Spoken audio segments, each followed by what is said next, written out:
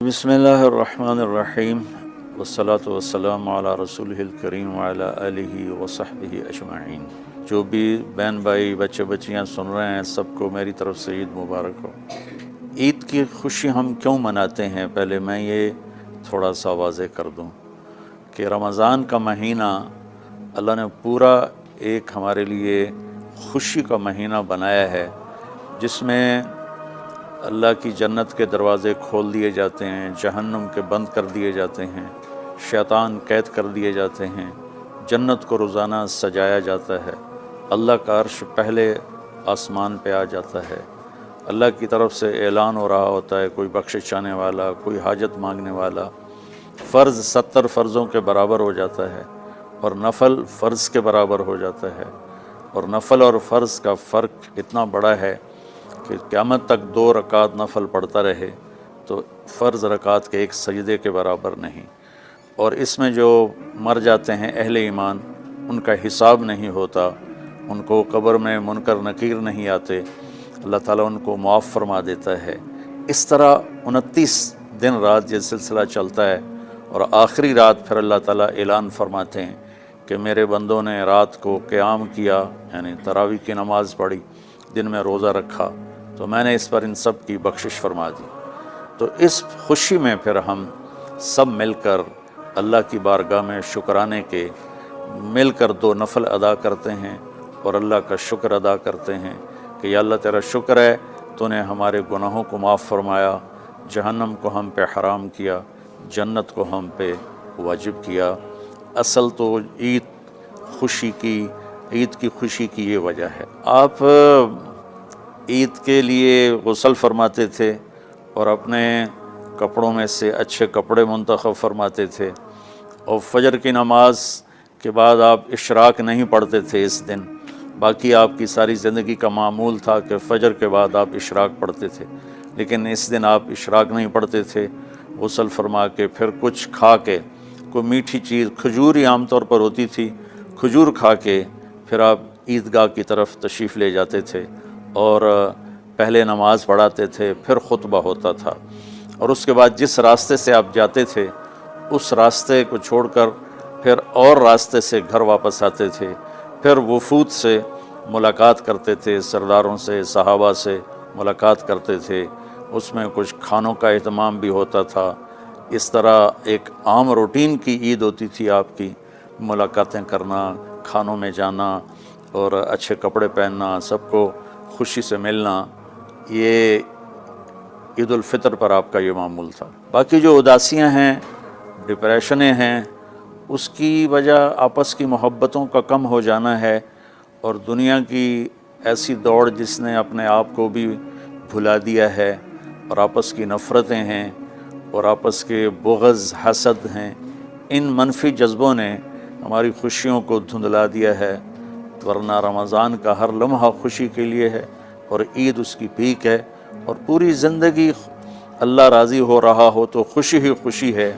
ہمیں اپنے ملک سے، اپنی نسل سے آپس کی نفرتیں، حسد، بغض یہ مٹانے ہوں گے، تب جا کر ہمیں حقیقی خوشیاں حاصل ہوں گی۔ میں اس عید کے خوشی کے موقع پر اپنی قوم سے ہاتھ جوڑ کے اپیل کروں گا کہ جھوٹ بولنا چھوڑ دیں، دھوکہ دینا چھوڑ دیں اور ظلم کرنا چھوڑ دیں۔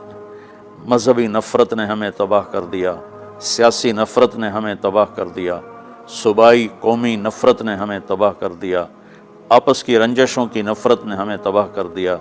میں ساری قوم کے سامنے جھولی پھیلا کر چاروں صوبوں کے رہنے والوں سے اور ہر مکتب فکر سے متعلق اہل ایمان سے یہ درخواست کرتا ہوں کہ آئیں ہم سچائی کو اپنا ساتھی بنائیں اور دیانتداری سے اپنے آپ کو آراستہ کریں اور انصاف کا ساتھ دیں، نہ ظالم بنیں نہ ظالم کا ساتھ دیں۔ اسلام 2 چیزوں کا مجموعہ ہے، ایک اللہ کا حق ہے جو عبادات کی شکل میں ہے، اور ایک اللہ کے بندوں کا حق ہے جو اخلاقیات اور معاملات اور معاشرت کی شکل میں ہے۔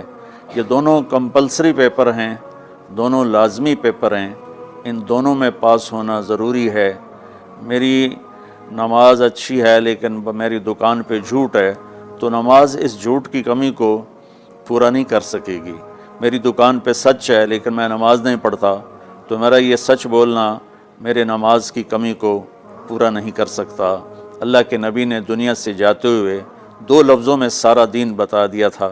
جب آپ کے جانے کا وقت قریب تھا تو آپ 2 لفظ دہرا رہے تھے، الصلاۃ وما ملکت ایمانکم، میری امت میرے بعد ایک نماز نہ چھوڑنا، اور ایک امت کے غریب مسکین لوگوں سے، نوکر غلاموں سے اچھا سلوک کرنا۔